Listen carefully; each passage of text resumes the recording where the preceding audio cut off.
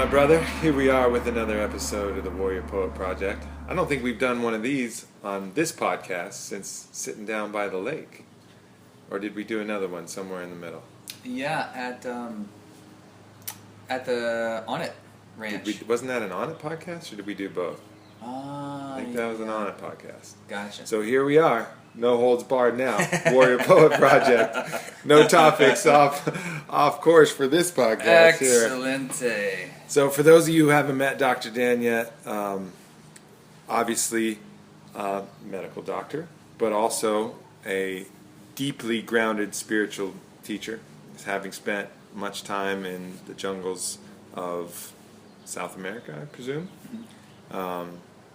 Drinking ayahuasca, learning from the masters there, and then deepening your practice through a variety of different modalities here in the stateside as well, and bringing a different approach to medicine from the medical establishment as well as that kind of holistic well-being side of medicine. So kind of, if the Warrior Poet Project was going to chisel an ideal doctor out of the fabric of destiny, we would end up with someone very much like yourself. Excellent. A blend of science and spirit. It's always a pleasure to be a part of the discussion, particularly because it continues to unfold. You know, our truth continues to unfold, and I just get so excited to see what's going to happen, both in medicine and spirituality and community. We were talking about what it really means to have conscious community, and how we just continue to unfold this artichoke of the monkey suit to continue to get to the heart of our true self. Indeed. Yeah. And one of the modalities, one of the ways to get there, and what this podcast, the theme of this podcast, is cleansing. Throughout the path, throughout the journey, we're going to accumulate a lot of stuff that we don't really want. That comes on a physical level, from habits, environment, diet, things we do to ourselves. It also comes on a psychic and emotional level and on a spiritual level. And these things, if unchecked and unreversed, will start to bog us down, both energetically, in body, in mind, in pretty much everything we do, until the weight potentially can be so great that it even deters you from actualization of your course in your whole life. So in my mind, I think cleansing is one of those key cornerstones to kind of bring some of this burden off so we can more easily navigate the path. Totally. Well said. Yeah, and largely we are deficient in just an ongoing recognition of the importance of releasing. We're so used to in our culture accumulating and growing and driving, and these are all yang forces. These are all anabolic forces. And the complement to that, the other side of the coin to that is at least as important, if not more important in our culture, because we're so driven the other way, are the yin forces of releasing and resting, and the parasympathetic nervous system versus the sympathetic nervous system. Everything in creation has both sides, the light and the dark, and the building and the releasing. And so these cleansing and clarifying practices allow us to really appreciate the growth even more. And I've certainly put myself in the laboratory oftentimes without a whole lot of direction or support or understanding what I was doing. So I've definitely stepped in a lot of landmines and potholes and done it quote unquote the wrong way. But that's just information. That's how you learn. Yeah, totally. Yeah, that's there's a great quote I posted today on my Facebook page, and it's a quote by William Blake, and he says, "What is the price of experience? It is not bought for a song or a dance in the street. It comes with the price of all that man hath," or something like that. You gotta pay for it. You gotta earn the knowledge that comes out. I mean, some of it, if you're in tune, you can pick up from other people, but the real core of it, you got to go through some shit. Yeah, because if we don't, it's just information. Yeah.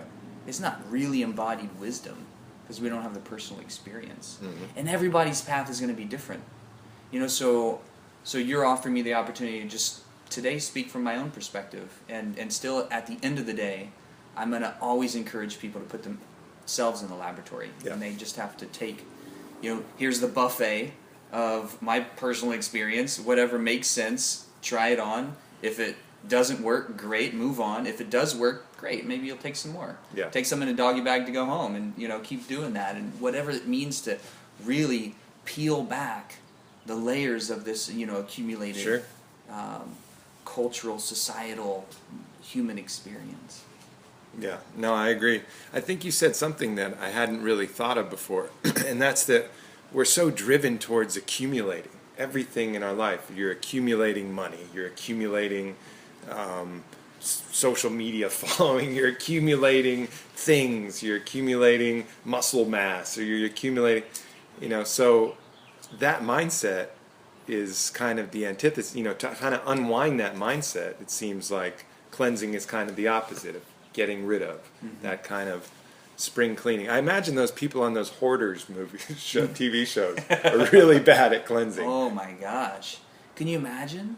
Yeah.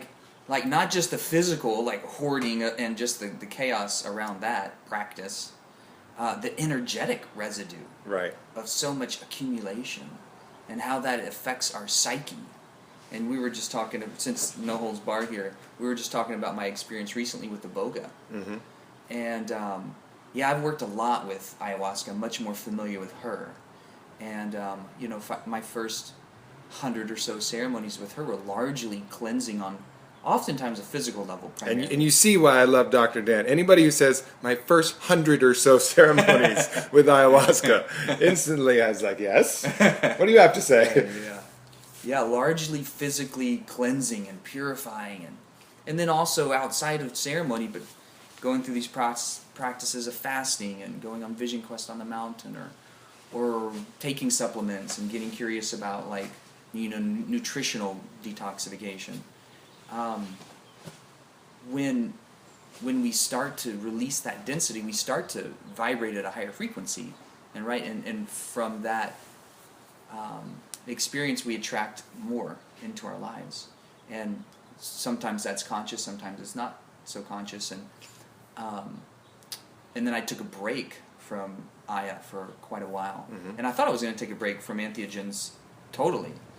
And then I was planning a trip back down south again to Peru, but this time to the mountains.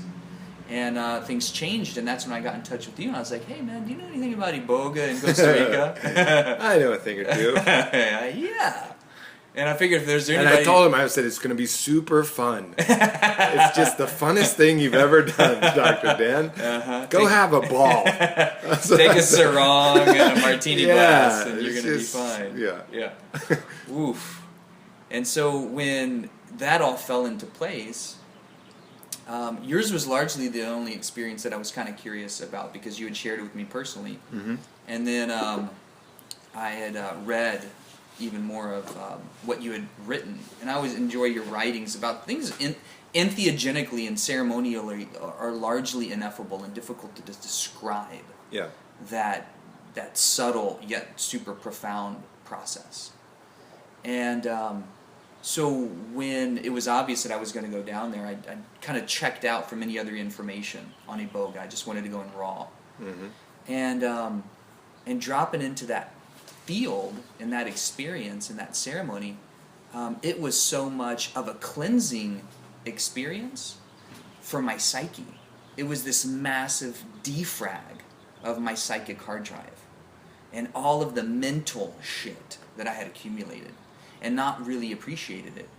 And so, like when we're talking about hoarding stuff, at times I get really young in my desire to know.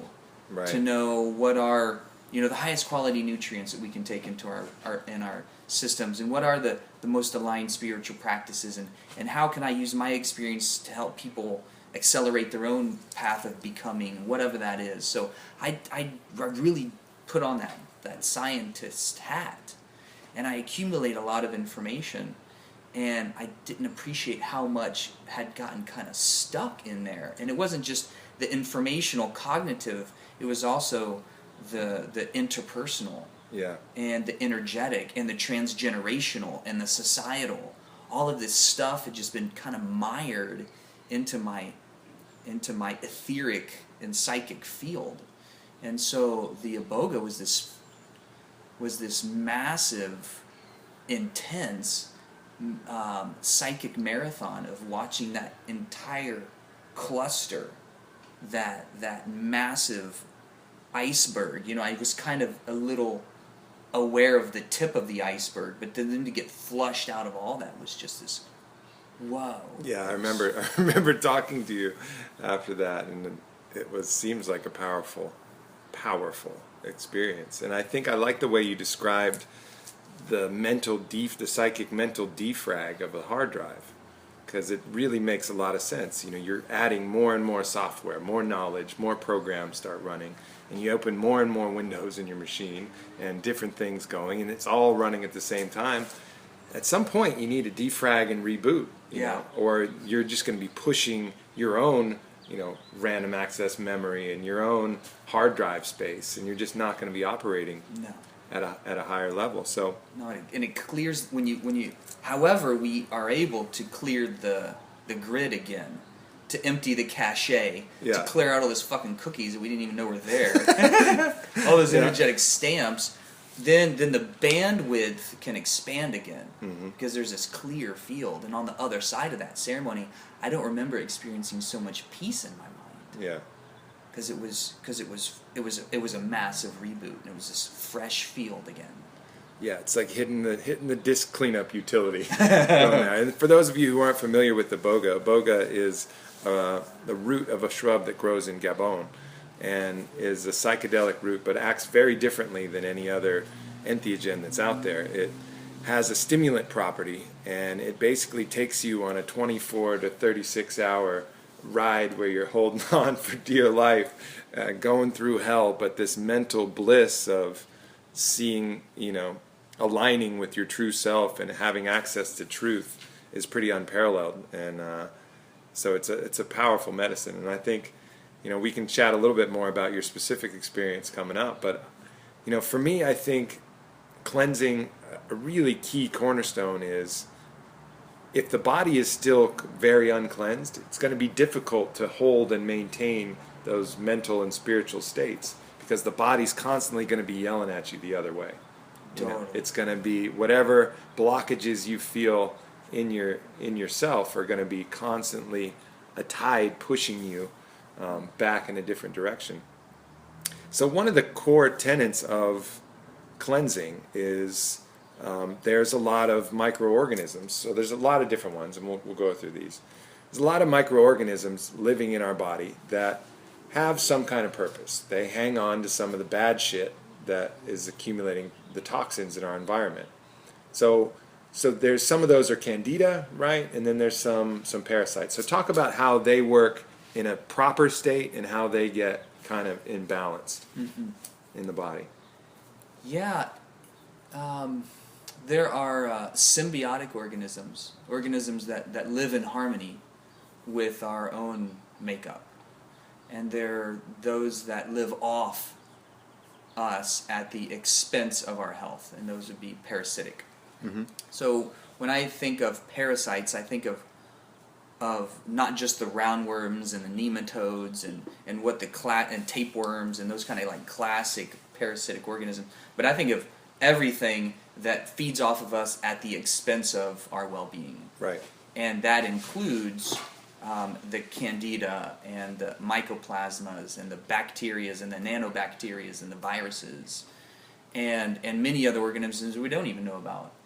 And if our body is simply a reflection of our consciousness, then it's important to understand what is creating the imbalance on a physical level, yes, and on an energetic level, on a psycho-emotional and on a psycho-spiritual level. And sometimes these conversations can even get a bit esoteric, because science doesn't necessarily right now understand how to sophisticatedly measure the data that shows how out of balance our psycho-energetic system is. So we focus on the body. Yeah, it's hard to imply our own empirical tests to basically analyze this in a way that science likes at this point, but it's making more and more sense to me too. I've just recently been reading The Biology of Belief by Bruce Lipton, and I think the way he describes cells as, our body is made up of a bunch of cells which are organisms on their own, and they've collected around a human for an optimal chance of survival. And our consciousness is kind of the lords of all of these millions of organisms that are inside. And these organisms have a certain energetic frequency, and when they're all working together in harmony, you could imagine them making a harmonious sound or just having a harmonious vibration. Then these other things come in, and they are not trying to work together with the body. They are trying to kill the body. The worms prefer if you die, really, because then they get to feast and multiply, and nothing is killing them. The body is actively, like a good police force out there, and just stomping out these criminals. The immune system, the white blood cells, the dendritic cells, all these things are attacking these parasites, keeping them in check. But if you die, it's worm city. Mm-hmm. It's worm party every day. Mm-hmm. So they're working on a completely different frequency, but yet they're inside the body. So for me, it seems to make sense. And there's even a lot of people, even more mainstream, are agreeing that the yeast and the candida, the things that want the sugars and the toxins in your body, will actually manipulate your mind and your thinking in order to make you want those on a mental level. So those energetic thoughts and imbalances may not even be coming from your core self, your cells. That may be a thought that's coming up through your body from some of these other organisms. Just like there's that cat parasite that Joe Rogan loves talking about, that when humans get infected, they get more they get more aggressive. And I think it's a parasite that has mice attracted to the smell of cat urine. So this parasite gets in there and gets mice attracted to the smell of cat urine. That is not to the mouse's benefit. No. That is not gonna do the That's mouse not any good. evolutionarily advantageous. Right. And so even in subtle ways, these things that we have in our body are influencing thought patterns, and that mechanism of action has been demonstrated pretty clearly. Mm-hmm. And oftentimes that's a subtle process. Mm-hmm. And it's difficult at times to track where our thoughts are coming from.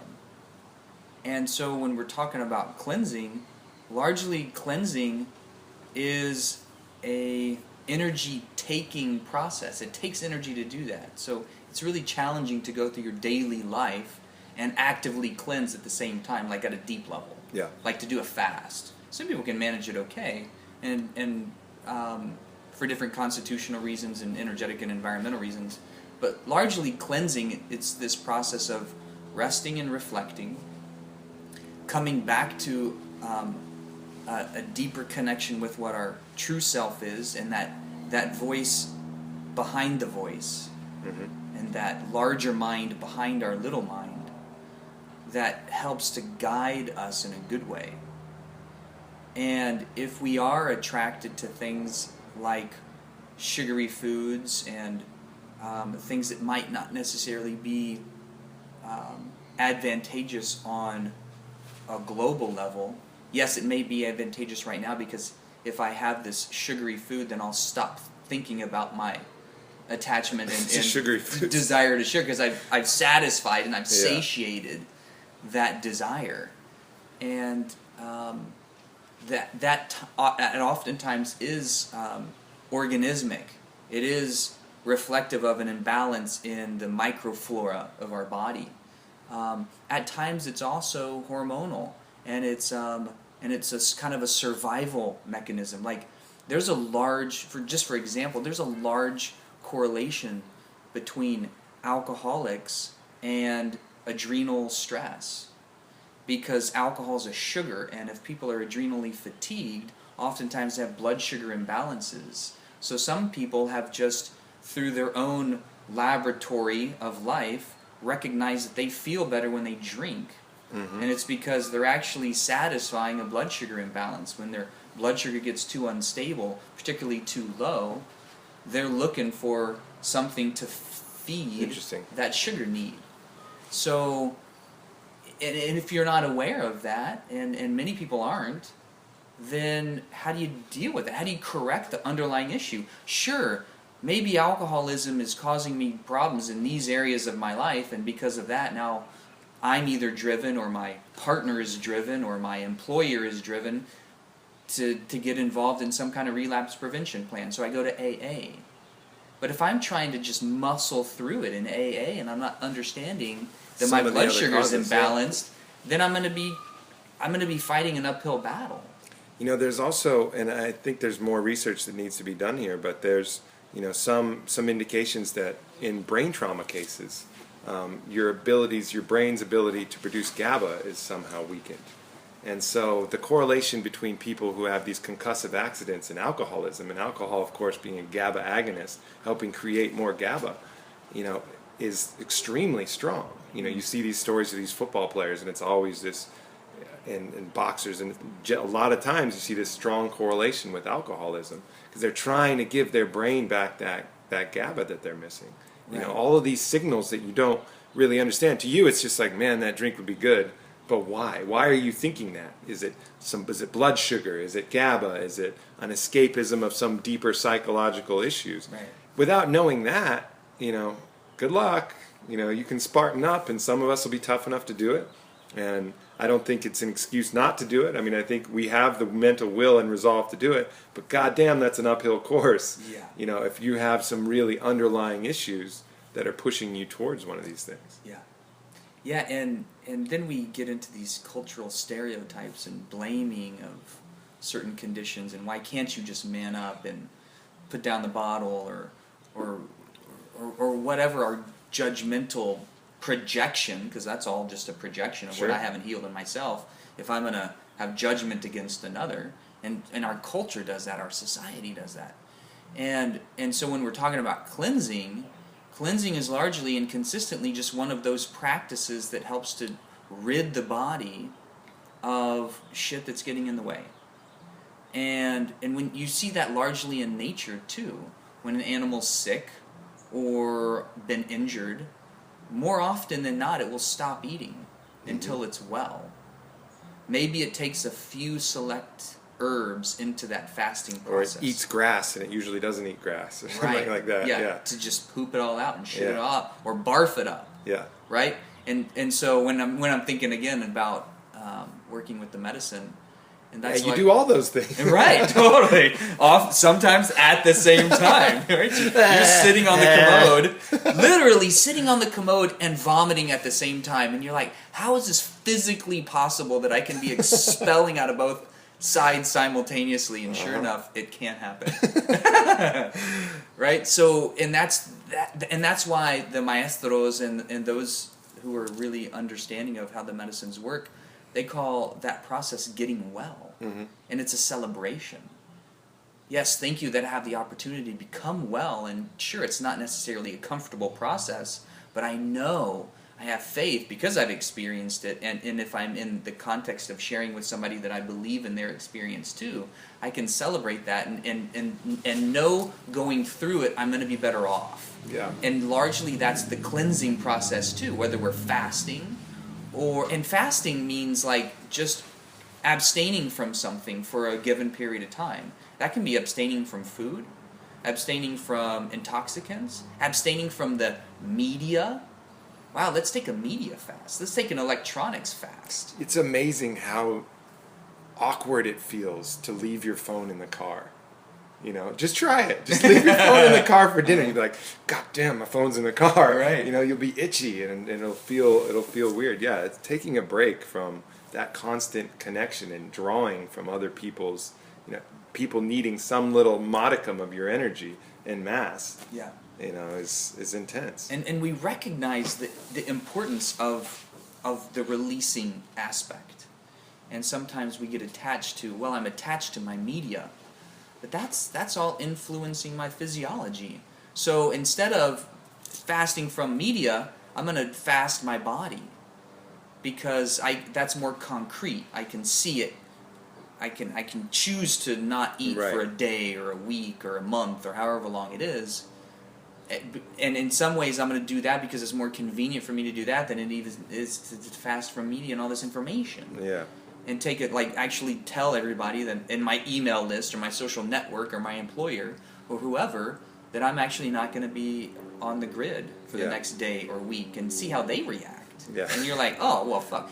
I can't control them, so they're going to freak out, so I'll control me, and I'll choose not to eat. Yeah. Or I'll choose to abstain from something like sugar. And so we'll get into, like, what is a candida cleanse? Because you see this being propagated a lot now. So, and there are a variety of reasons and ways to do that. But coming back to one of the first points you made earlier is candida is actually beneficial for a lot of people because it's serving, and candida is a natural part of our flora. Mm-hmm. And it becomes a propagation of illness or degeneration when it becomes overgrown. Right. And it gets out of balance. Mm-hmm.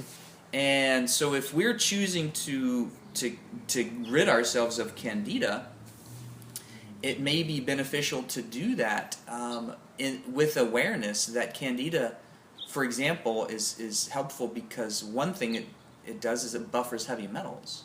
Right. So you get heavy metals, you eating a bunch of bluefin tuna or something, some large Mercury fish. amalgams, vaccinations. All of these ways that water we get source. metals into our body, these candida will take these metals on because they're nasty little fuckers anyways. They don't care. And they like that stuff. They're like, great, lead, perfect. Yeah. I like it. So Right. they're holding on to that, so it's not entering our cells. Right. It's entering their cells. Yeah, and So it's like, thanks, homie. You crazy little criminal. You're holding on to some bad stuff for me. Yeah. But then you go to do this cleanse, and almost all of these cleanses will at some level wipe out some candida, because candida needs a cleanse that entails any kind of fasting or strong herbal kind of cleansing things, no matter what it is, kidney, liver, general fast, juice cleanse. Candida is going to get smashed. Mm-hmm. It doesn't like that stuff. No. It likes sugars, it likes metals, it likes toxins, it likes when you go out drinking and you go to Jack in the Box after you're done, and candida is stoked. Yeah, right. Totally. Candida loves that. It's like, I'm good. Yeah. It's thriving. And parasites do that too. Yeah. So parasites will be evolutionarily advantageous because they can buffer against other, even other organisms, because it becomes like a competition in there. There's only so much room. Yeah. So this family of parasites is going to be the big guy on the block, because if you bring a bunch of other parasites and now all of a sudden there's not enough parking spaces in the parking lot. So they're going to be the gatekeepers. And there's this great story, I forget his name, he was a anthropologist, and he would travel, his name's coming, he would travel with a tapeworm, a live tapeworm, across the world. This was like in the early 1900s. And anytime before he went into a new undiscovered community, or at least undiscovered from him, his microflora had not been introduced to the microflora of that society and culture and food line, he would ingest this tapeworm. And the tapeworm, once inside, would buffer his exposure to other bugs. That is a gangster way to do it. Totally. No kidding, right? So he developed this symbiotic relationship with this tapeworm. And then was it the same tapeworm? He would just shit it out and keep it live? Or it would propagate, and then the original one would die. Yeah. And then he would, at the end of his stay, would take some cleansing herbs, shit out that tapeworm, and keep it for his next travel. Right? Crazy. Amazing. But it makes sense if we've consciously made a symbiotic relationship with our microflora, and we know why it's there. And that's kind of an extreme case. Most people wouldn't do that. But we do something similar. Makes sense. One of the best things to do when you're traveling is take probiotics and hydrochloric acid. Because hydrochloric acid is your first defense. Yeah. Right? Really builds up the stomach chi. And it creates this really potent acid pool where whatever you're ingesting through the GI system typically can't survive. So you do that on the front end, and you also take probiotics to support the large intestine microflora load. And so the bacteria in the large intestine are largely the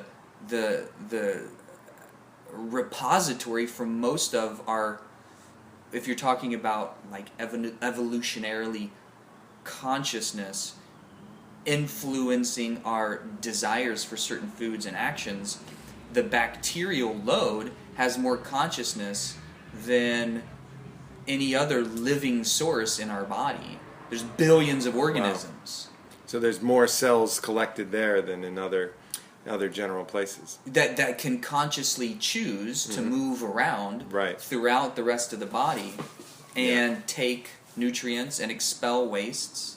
So you have this huge mass of living organisms in the large intestine called our microflora that are also producing B vitamins, serotonin, certain neurotransmitters. Most of the neurotransmitters are produced and stored in the gut. Yep. And then transferred to the brain. So if you're not aware of the imbalances in the GI system, it literally causes you to think like shit, feel like shit, right? Because you're full of shit, yeah, right? Literally. So it's an important thing to not only cleanse but then to re-inoculate.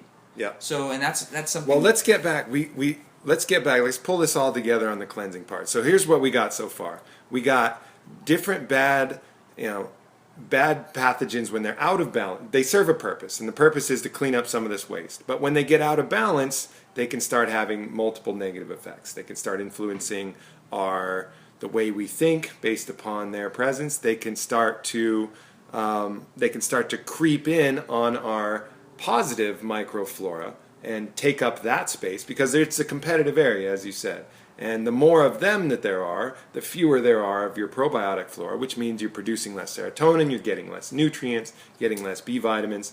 So the key thing is to get them in proper balance. So inevitably, one of the ways to do that is to fast. And through a long tradition, the association between fasting and clear thinking has been there. I mean, some of the greatest teachers wouldn't even teach anybody if they hadn't fasted for a certain amount of days.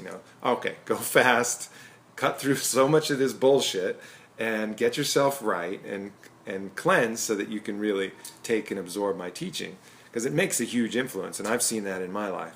But anyway, so most of us are generally probably leaning towards we got too many of these bad guys in there, not enough of the good guys. And just a toxic overload. Yeah. Some of it's imbalance in microflora, some of it's all these infections, and a lot of it is just toxic overload too. Pesticides, herbicides, heavy metals, all this stuff in our environment now, because it's, I'm not a pessimist, but the world is a toxic place. Yeah. And it's growing in its level of toxicity. And while the world is growing in its level of toxicity, the human species is largely diminishing in its ability to detox those toxins. I wouldn't say its ability, I would say its conscious choice to detox. Because if you think about it, our ability to detox is at an unrivaled level. We can get an herb from every obscure country in the world that would be helpful and bring them in, order them online, they'll be here in 24 hours.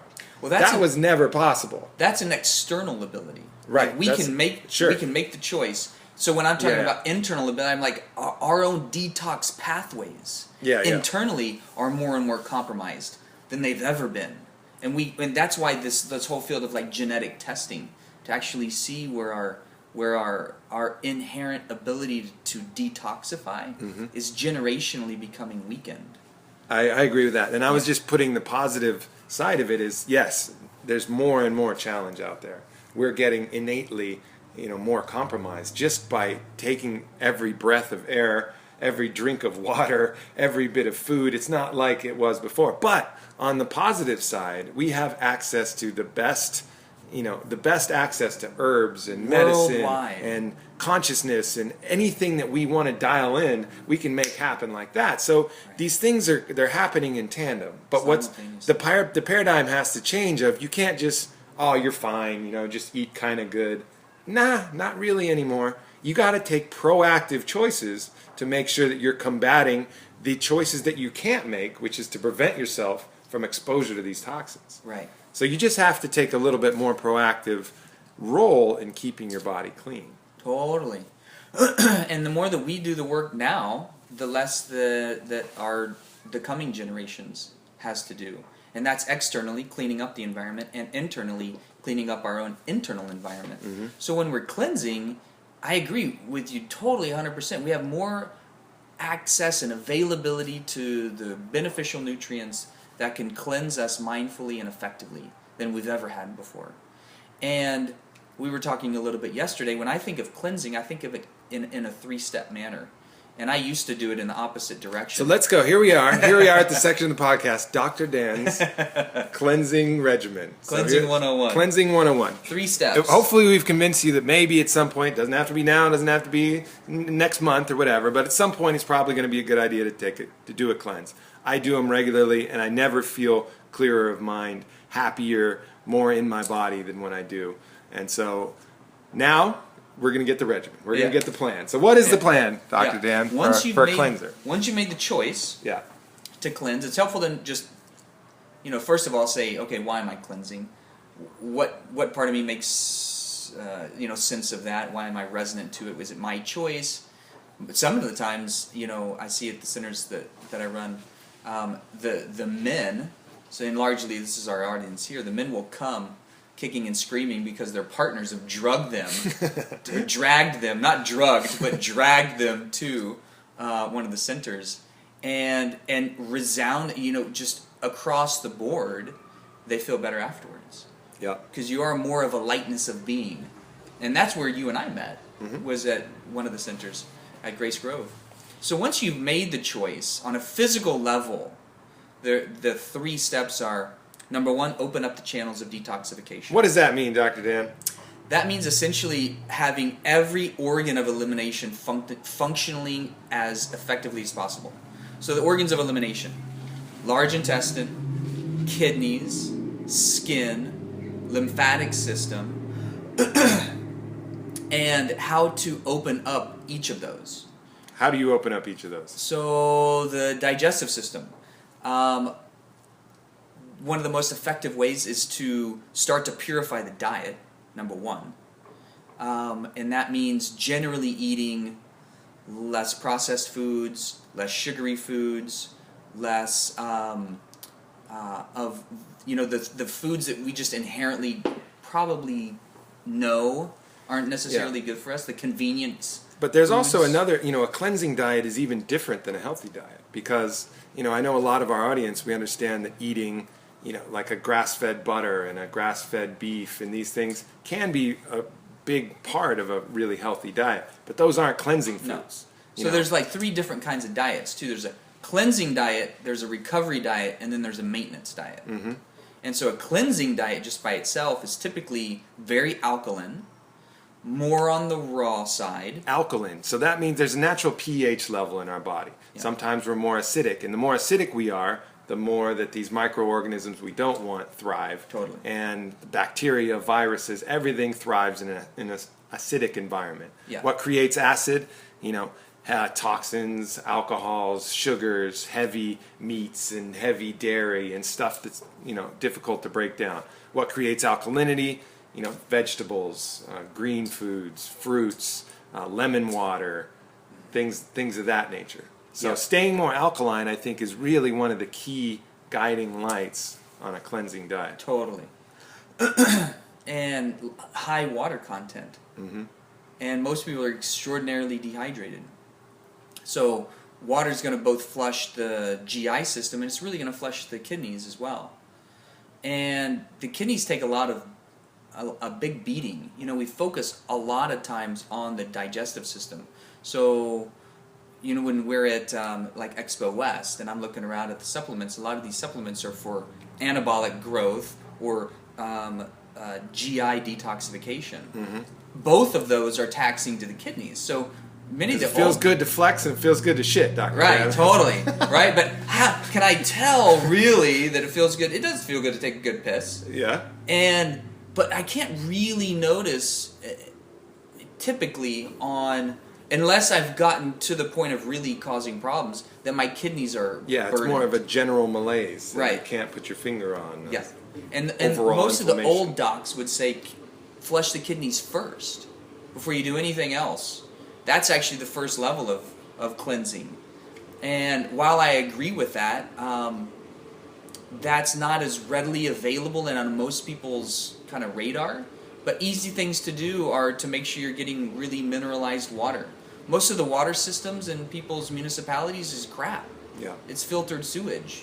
And so it's got this really minerally deplete, yet high chlorine and high fluoride content. We could spend a whole time talking about those two guys just by themselves, as well as energetically and vibrationally contaminated with all the pharmaceuticals that people are flushing down the toilet or pissing down the toilet or shitting down the toilet. Yep. So you've got this, Or putting in their mouth. and then it comes out in the water Yeah. system, right? And then we're drinking that from the tap water. And so most people are walking around in a really energetically dehydrated state. And that's why the water industry is as big as it is. And who would have thought maybe 50 years ago that water was going to be more expensive than gasoline? And it is. It's about 3 times as expensive as gasoline, which is crazy. And I've never even thought of that, but it's true. If you're buying bottled water, crazy. And shit, I mean, the water's, I mean, on the planet's 70% water. We're 70% water. And it's the number one reason that people have headaches and low energy, because they're just dehydrated. And, you know, Emoto's got that great book on, you know, the body's many cries for water and the messages in water. So I heard some completely unfounded, but it could be true, it could be not true. Someone was saying that chugging water was really bad for you. It's taxing to the kidneys. It's chugging water's like a monsoon in the desert. It's this flash flood of water, and the body doesn't really have the opportunity to receive that water intracellularly. It's simply going to flush through. So it's a burden to the kidneys to process that much fluid all at once, and that burden to the kidneys is just complemented by the body's inherent kind of lack of ability of absorbing the water in a good way. Mm-hmm. That's why you don't see any animals in nature chug water. Yeah, I don't know. It seems like my cat does every once in a while. But she's just using her tongue. So Right, totally. It probably takes a lot of licks if It that's does. your method of getting water. Well, that So it's better now that to I know drink that's true. small amounts Now that I know over that's time. true, I've been completely screwing myself for most of my adult life, because I tend to. I mean, I drink a lot, but I tend to. If I get a water, I've almost prided myself on the ability to take one of those tall, smart waters down in a single, unbreathing gulp, thinking, am I really hydrating now? Right. But that's not the best way to do it, and it seems to make sense. I mean, you don't want to go to the extreme of anything. Kind of steady food intake, steady water intake. That's going to be best for the organism. Yeah, just steady intake of, I guess, everything. Yeah. And so the complement to taking in is taking out. And so some people, so we're talking about fasting, some people even dry fast up on the mountain in a vision quest for 4 days at a time, or doing a water fast and no food, or doing a juice fast and no solid food, or doing a fast from meat. I mean, so there's all these different varying degrees of fasting and what it means to consciously avoid something that we're usually taking in. Mm-hmm. So coming back to number 1, opening up the channels of detoxification. So we were talking about opening up the GI pathways. And the largest organ of detoxification in our body, connected to the GI system also, is the liver. So we're going to want to make sure that the liver pathways are extraordinarily clean. And so there are a fair number of liver detoxifying herbs to support that process. And once we know... What are some of those herbs? Milk thistle, dandelion. Dandelion root, burdock, wow, I'm just kind of blanking on some. The docks, yellow dock, burdock, Mm-hmm. reishi. Reishi's a really interesting herb because it's not only detoxifying to the liver, it's also regenerative to the liver. Nice. And it's also adaptogenic.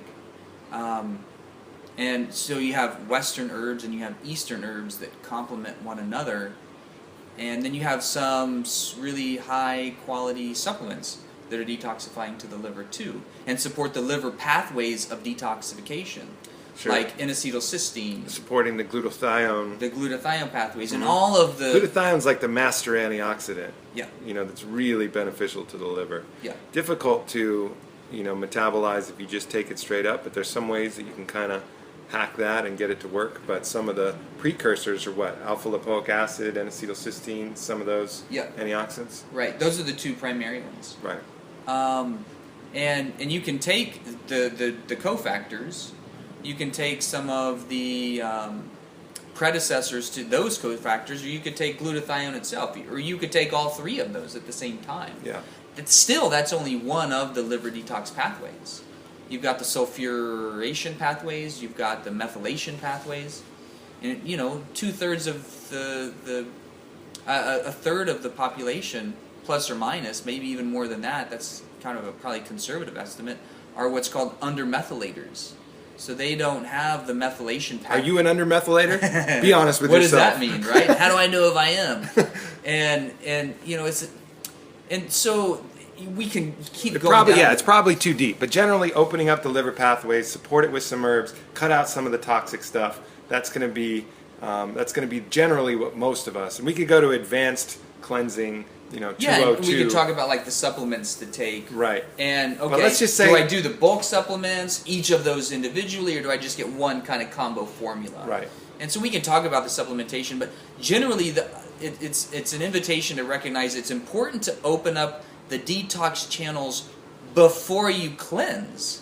Because if you start trying to cleanse or fast without the channels open, you just start rearranging deck chairs and start to flood the body with toxins that have been stored for a long time. And then people feel really shitty and they actually have health problems. And Yeah. so when people feel really shitty and have health problems as opposed to cleansing, they say cleansing is bad. You shouldn't do it. Right. So opening up these channels, those are two of the channels. You got the kidneys, making sure you're plenty hydrated. There's also, herbs that support kidney detoxification, supporting liver detoxification. And then, before we go into the feeling bad part, because I want to talk about that too, we got to open up the rest of the channels, more channels, right? Yeah. So we got to open up The lymphatic system. lymphatic system. So what's some basic Well, stuff the for that? lymphatic system doesn't have its own pump, right? So you've got to move in order to flush the lymph. And the Jump lymph, on a trampoline. Totally, that's a great way to do it. Any kind of movement, any kind of like gross body movement, and most people are sitting so sedentarily in their average life. We sit at the dinner table, we sit at the computer, we sit in front of the TV, we lay down in bed. Most people are slow and low movers. So it should be really dynamic and sweating. So sweating is going to flush out the lymphatic system and it's going to open up the skin. Hot yoga with a lot of down dog. Yes, hot yoga, man, that's my new favorite. It's Yeah. like I've been just addicted to that practice. Because that's not only going to be moving the lymphatic system, then we can move on to the other one, the skin. the Detoxifying skin. the And skin. and when you're doing yoga in a good way, mindfully, you're really opening up the lungs. Right. And the lungs are an organ of detoxification and elimination, but they don't flush. It's an end organ. All the other ones are flushing organs. So the only way to get those toxins out is to breathe them out the same way they came in. Mm-hmm. So huffing and puffing is good, like aerobic exercise. And in yoga, the ujjayi breathing, or the mindful, deep, full bellows breath, where you're fully expanding the lung volume. And most people are super shallow breathers. Mm-hmm. Because we're just sitting around sedentary, probably not most of the people listening to this, because you've already done such a good job kind of encouraging people to get off their asses and move. I see all the videos, right, that you put Indeed. out, and all of the athletes that work with you in the organization. I mean, that's why this is such an exciting movement, because people enjoy the aspect of becoming and feeling well. Yeah. It doesn't have to necessarily be exercise. It could be just modes of transportation. In traditional cultures, people walked everywhere. They didn't quote-unquote exercise because life was exercise. They moved, they chopped wood, they carried water, they danced. All these are great avenues of detoxification. All those are extraordinarily cleansing to the lymphatic system and to the lungs. And if we're drinking good water and we have a good water source and we're eating good food, we're already cleansing on a daily basis. But most people aren't doing that. Yep. So that's why we're talking about cleansing as this like dropping into a phase where you dedicate yourself to releasing all the shit that you had accumulated. Yep. In most traditional cultures, in traditional cultures, we only cleanse when we're doing something for spiritual reasons, like doing a spiritual fast, or if we've gotten sick. You know, to be able to stop eating what we had been eating, to lighten the load, to drink broths and juices. It's all very reactive instead of proactive, but man, you feel great. And speaking of getting rid of shit, one of the most important channels of detoxification is actually literally getting rid of shit. Yeah, the whole GI system, cleaning out the crap and the garbage from top to bottom, and that means from the mouth to the anus. So what are the best ways to do that? So I'm a big fan of irrigating the colon. And, you know, you're like, what the hell does that mean? Yes, it means sticking water up your ass. No, I was not always a fan of that. Until I did my first cleanse in Thailand on this gorgeous beach where you could either go to cleanse and you know, purposely choose to do a 10-day colon cleanse, or you could party with the rest of the rock stars eating mushroom chocolate shakes on the discotheques and swimming. So you're saying that you can't get a hose shoved up your ass and eat mushroom shakes at the same time? What world is this? I tried that actually because I was curious to see what the effect would be, and wow, you become a lightweight on the dance floor. I'm sure. When you're that clean. I was like, well, I'm going to try one of those, and holy cow, just this 2 sips, I was flying high. Excellent. Well, at least you tried it. You tried it. So I was like, okay, I want to try this. I just was driven to it. And it was right after I finished all my medical training. And I was wondering what I was going to do with my practice because I didn't want to prescribe medication. My background's in psychiatry, and I was like, that doesn't feel right. It doesn't feel good to just suppress symptoms in people. Yeah. So I was like, what direction am I going to take? And then I was on this trip, and in Thailand, I was like, oh, okay, I can cleanse and fast? Huh, what's that? Let me check it out. And the longer I stayed off food, the better I felt.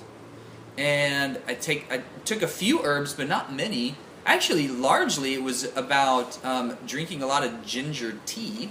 Ginger's a great detoxifier. So talking about cleansing the body, it cleanses the liver, the lymphatic system, and the kidneys.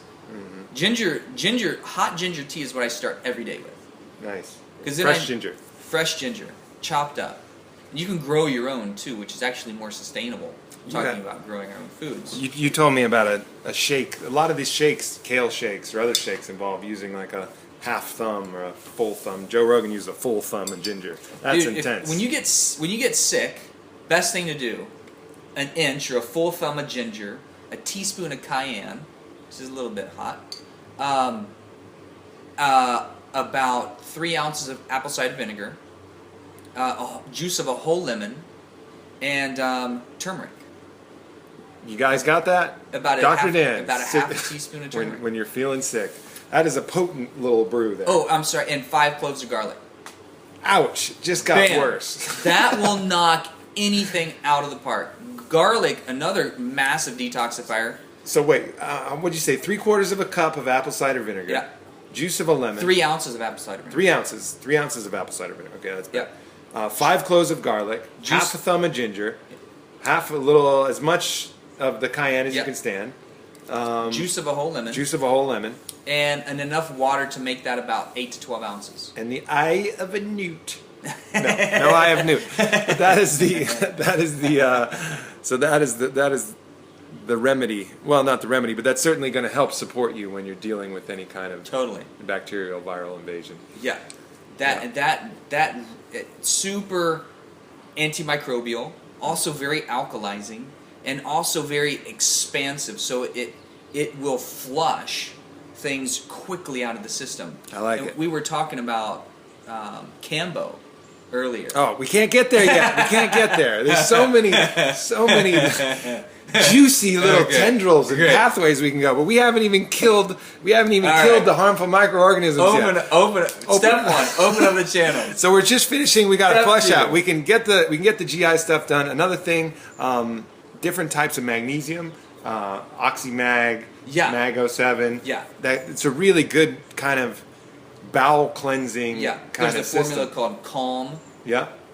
So all of these formulas essentially oxygenate magnesium to oxygenate the bowels and to flush toxins. So whenever you're feeling kind of constipated or hung up Yeah. on that, taking these, especially when you're cleansing, you may get constipated at a certain point. It's nice to take one of these oxygenated magnesium supplements to really just kind of flush it out. Yeah. And it's like a religious experience if Yeah. you're really holding on to some stuff. Right. It's intense. All right, so we've opened up the channels of elimination, and then we start to do the work of the cleansing. Yeah. Through, and we don't have as much time as I like, so I'm going to speed this up. We could probably do this over a 10 series podcast, but then Or we should just do more podcasts. yeah, right? exactly, for sure. So then you're open up the channels. We've talked about that, and then the next step is to get into, the actual business of the cleansing. So what's step 2?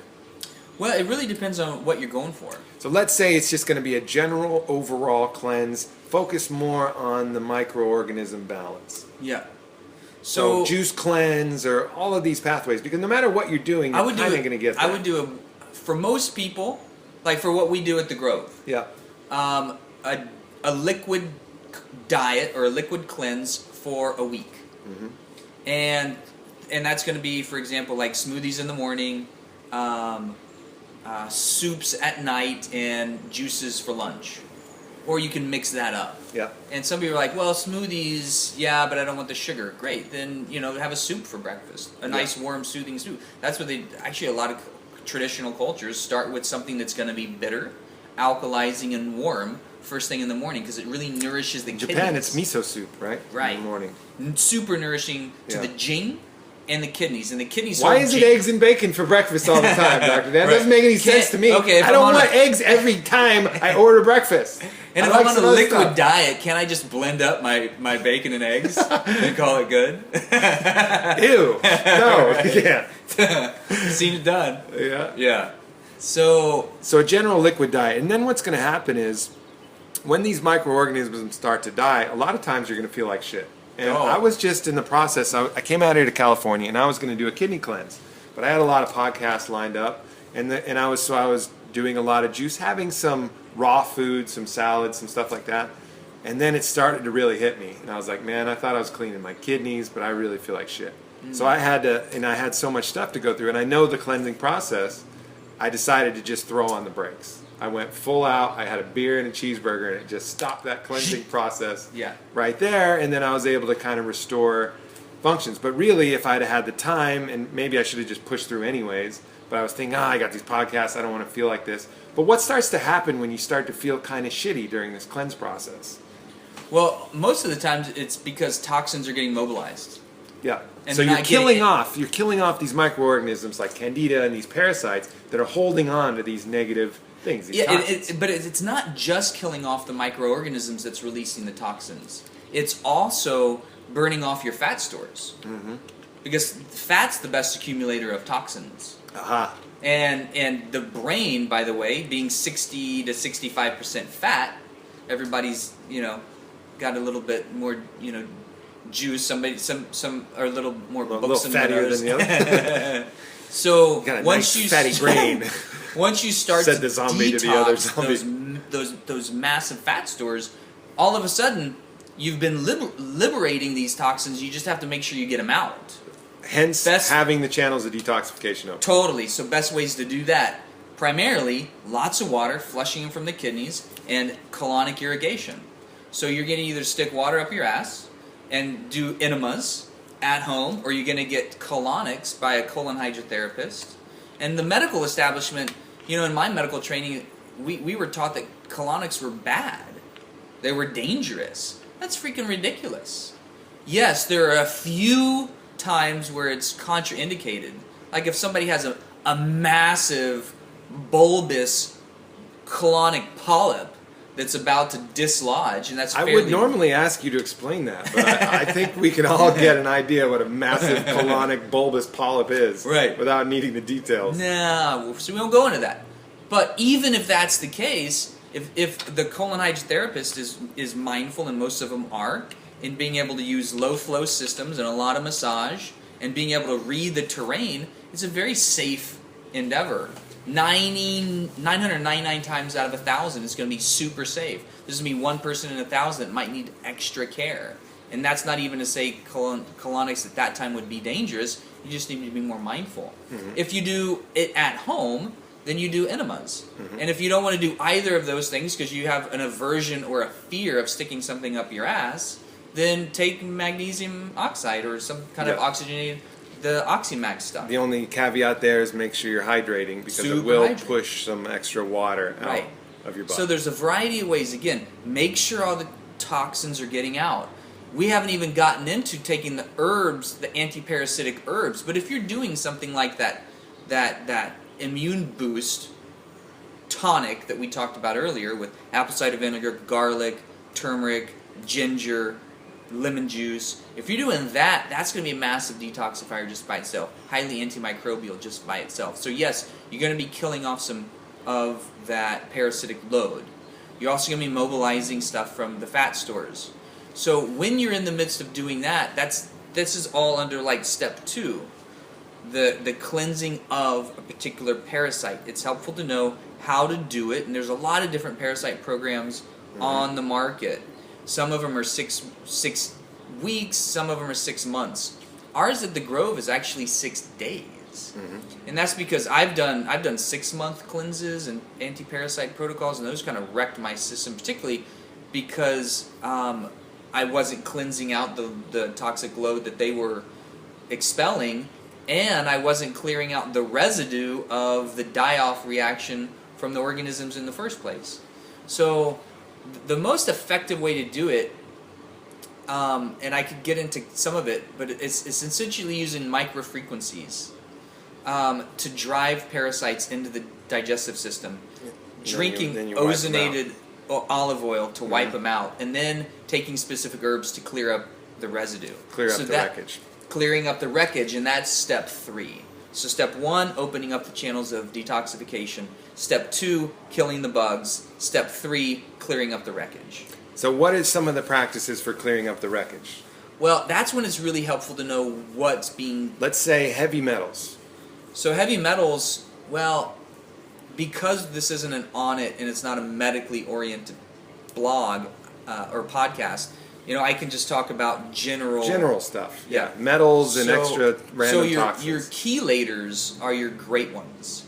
Chelate and the traditional chelators that you could take orally, that you could get in supplementation form, although the laws just changed on that. DMSO, DMSA, EDTA, NAC, NAC, N-acetylcysteine, chlorella, some of your microgreens and organic, big, dark, leafy greens actually do help chelate and cleanse out heavy metals. Like Swiss chard. Yep, Swiss chard, kale, collard greens, dandelions. So if you're doing, and if you don't want to go into the DMSA, DMSO, that route, and you just want to do it a little more natural, kale shakes maybe. Kale shakes, and then there are a couple of really good supplement products, and this is what I was talking with you about briefly before, is... apple pectin is something you're mentioning. Right. Now, would adding apple to the shake itself, actual apple, would that help? Yeah, but then you've got the whole issue with sugar. Right, so it's refeeding the... Right. So that's not necessarily But it's not the same as ideal. Twinkie sugar. Definitely not. Thankfully. Twinkies, by the way, you could leave a Twinkie up on a lamppost for a year and come back in a year and it'd still be there. Nothing in nature will eat a freaking Twinkie because everything recognizes it as poison. Except us. Right. Except some poor drunk soul would climb the lamppost and be like, there's a Twinkie up there. Damn, that looks good. Awesome. So anyway, no. And if you're going to do something like apple, yes, but you need a highly concentrated, you need mega doses of apples. Yeah. So yeah, you could get into low glycemic apples and like crab apples. Like the original apples were really fairly tart, not very sugary, but we've kind of, glorified the sugar craze and hybridized all these really sweet ones like Fuji's and Galas. So say you stay with Ooh, like Dr. Dan talking shit about apples. not down on the apples. Fuji's and Gala's just got downgraded. Nah, well, Later. you know. So yeah, once you've cleansed, then you can come back to high sugar foods. But so say you do like a Granny Smith, that's fairly tart. It's a lot lower on the glycemic load. Yeah. Right. It's probably going to be 4 times or so less on the glycemic load. So yeah, you can do high dose of, and that's why some people do like apple juice fasts, because that pectin is super advantageous to binding the toxins as well as specifically supporting just what the liver has been holding on to. Yeah. It will actually expel. So one of the liver gallbladder flushes is just to take a whole lot of apple pectin in the form of apple juice. So, but if you're detoxing a highly toxic environment, say for example with heavy metals or with even radiation.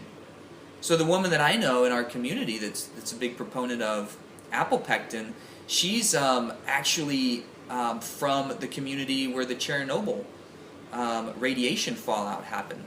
And as a child, they were using high doses of apple pectin to detoxify the radiation exposure. In those communities that were using high doses of apple pectin, it's complementary to what the people in Japan are doing with high doses of seaweed.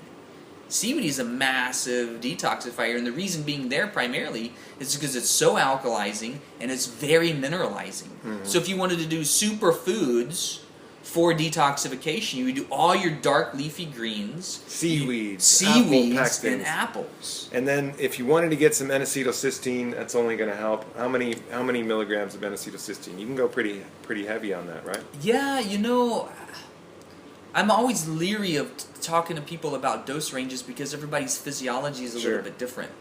So I try and stay a little bit more broad-based. You know, typically a good rule of thumb, and so some of the products on the market are going to have a different concentration load.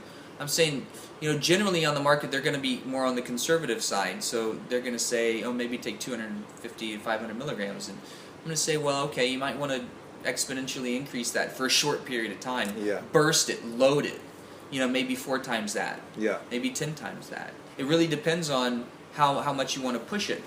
But again, that can create imbalances in other pathways. Sure.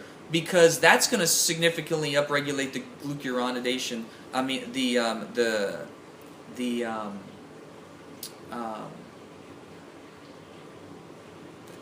pathway of I just spaced on the primary, what we were talking about before. So you've got the sulfuration, the methylation pathway, and the it'll come back to me. So, but essentially, when you use an orthomolecular approach, which is essentially high nutrient loads, high vitamins, high minerals, mm-hmm. you can potentially create imbalances in other systems because you're tweaking the seesaw from one direction to the other. And so you want to try and stay as broad-based as you can, but therapeutically use high doses only for short periods of time. Yeah. So in this case, you know, some high doses potentially of N-acetylcysteine along with the broad base of the seaweed, the leafy greens, and that. And that's, so I think we did it. I think we talked about the basics of a physical cleanse here. Yeah. 1, open the channels of detoxification. 2, get on the diet, the herbs, the program to help start eliminating. 3, clean up the wreckage. Right. Glutathione is the other pathway we were just talking about. Mm-hmm. So N-acetylcysteine massively upregulates the glutathione pathway, but that can create shifts in the neurochemistry that aren't necessarily advantageous. So it's you know, you want something that's broad based. It has most of the broad based supplements have a lot of information, so sometimes that gets a little chaotic.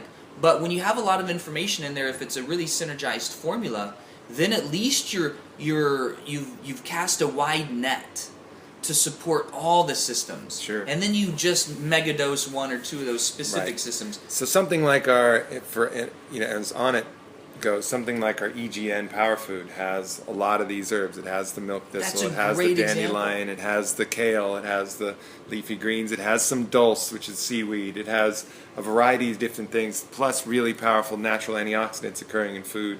And so something like that is that kind of broad base. And then you pick and choose, and actually taking in the nutrients as from, living from produce too. Don't just rely on the powder. Powder's great, but, produce is great too. It's going to get that fiber and get everything really enzymely fresh. Super important. And then pick a few things to kind of tweak to kind of clean up the some people like wreckage. zeolites. That comes up on the radar screen a lot because that's helpful for getting heavy metals out. But zeolites can be really taxing to the kidneys.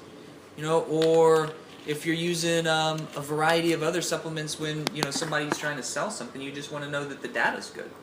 Yep. Where are they coming from? What's their level of integrity? Or fulvic acid and humic acid. I mean, these like high mineral sources. That's great too. Yeah. But what's that doing for some of the other minerals in the body? I mean, so I like the approach that Onnit's taking because I know your R&D, I know your level of integrity, I know how well you source your raw ingredients, and it's also helpful to have somebody, go through a step-by-step plan, and so. It's great that we're having this conversation, and I'll follow up with you do a little blog post on like you've talked about a lot. Give me the cliff notes. Yeah, exactly. Okay, so we talked about the 3 levels, and that's just again physical detoxification. We were so ambitious when we started this podcast, Dr. Dan. We thought we were going to blast through the physical. We were going to go into the psychospiritual, emotional, mental. We did talk a bit about it. Of course, I think this will lead us into another podcast. I always love doing these with you, but talking about the ways to detoxify, cleanse, and reground yourself on those other levels. And you've just had some amazing journeys. I want to get into your Iboga journey. I want to get into your Kambo journey, which is this frog medicine originally out of Suriname, which I have no experience with, and I really want to hear about that. But we're going to have to make you guys wait for another time. Tune in next time for the Dr. Dan Psycho-Spiritual Emotional Cleansing Program, Part 2. Bam. Coming soon. To podcast near you. Dr. Dan Engle, it's been a real honor and a pleasure, not only to do this podcast, but to walk this journey with you, call you a brother, and have you here supporting not only Onnit, but me, myself, in all my endeavors. So I'm eternally grateful and got nothing but love for you. Always a pleasure, man. All right, brother. To all you guys, how can do you have any of that? You're not really doing much of that social media stuff right now, but we're about to get you up with a blog and get some other stuff. Totally. Any way they can reach out to you if they really want to chat with you about something? What are the best channels? Talk to one of the clinics you're running, or the 3 different clinics that I'm running now are all based in Sedona. One's Alternative to Meds, where people come to get off psych meds. The Sanctuary, where people use a shamanically based practice to primarily resolve addictions with drugs and alcohol. And 3, Grace Grove, where we met, that's affiliated with the Rejuvenation and Performance Institute. And so that's rpinstitute.com. And that's for just really upregulating the system across the spectrum. Everything from, peak performance, gold medal athletes, to people calling me from the hospital room and saying they want to take, one of my organs out. Can you help? Yeah. So really to clear out the chronic degenerative conditions, and then to upregulate, total human optimization. Hell yeah! To make you feel like you're living up to your potential, and even maybe expanding what you think about your potential, of how much energy you can have, what kind of clarity of mind you can have. Yeah. And really awesome for that. And so those are the 3 centers, and then for targeted questions, I'm not sure how much of a fallout this email barrage may be, but people could just email me, and that's drdaningle@gmail.com. Whoa, he dropped his email, folks. Please be kind to Dr. Dan Engle. He has a lot of shit to do, but if you really want to reach out to him, that was very generous of you guys. Yeah. All right, my brother. All you listening, thank you again, and I will catch you next time. Peace. Yeah. See you.